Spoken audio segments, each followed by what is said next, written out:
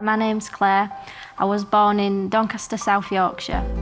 Somehow, when I entered my teenage years, I entered a real time of feeling low and feeling depressed, and I would quite often get off at school bus and not go into school.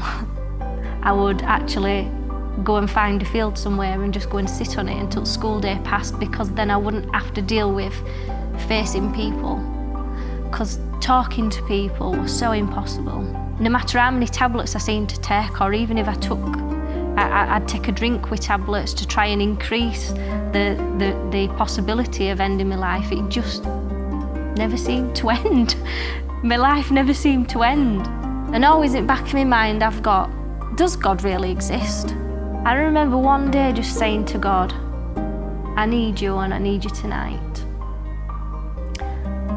And I thought, I'll try God, because if he is real, I weren't sure whether he'd even care about me, because I didn't believe anybody would care about me.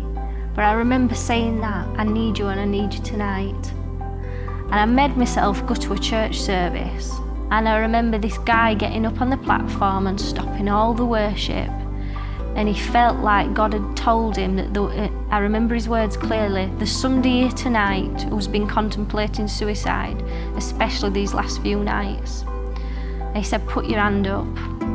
Well, I hated people looking at me. I hated anyone touching me. So I remember thinking inside, there's no way my hand is going up. And I began to cry at that point. And I weren't really used to crying. I'd not cried for years, so that was kind of new to me. But as I began to cry, I put my hands in my pockets quite firmly, because there was no way I was putting my hand up. And I looked up and he was pointing at me, and my hand was up in the air, and I didn't put it there. I felt the power of God. I felt the power of God go through my body, and I ended up going out on the floor. And while I was on the floor, the only way I can describe it to you is I felt a peace that I'd never known in my life. Every bit of confusion and worry and hurt and every suicidal thought went. And I remember that night going and getting in my bed, and for the first time in as many years I could remember, I went to sleep that night thinking, I can't wait to get up tomorrow.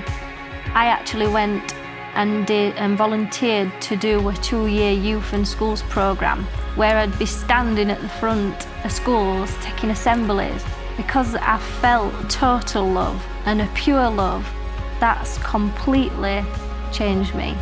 And you know, there's a verse in the Bible that says the Lord's arm is not short that it cannot save. And that's what we truly believe, that no matter where someone is, it was impossible for me to be restored to this point. But with God, nothing is impossible, and he can restore anybody no matter what situation they're in. And I just love when we go out and we minister in places, and I love seeing broken lives restored, and I love seeing the power of God transform a life like he did with me.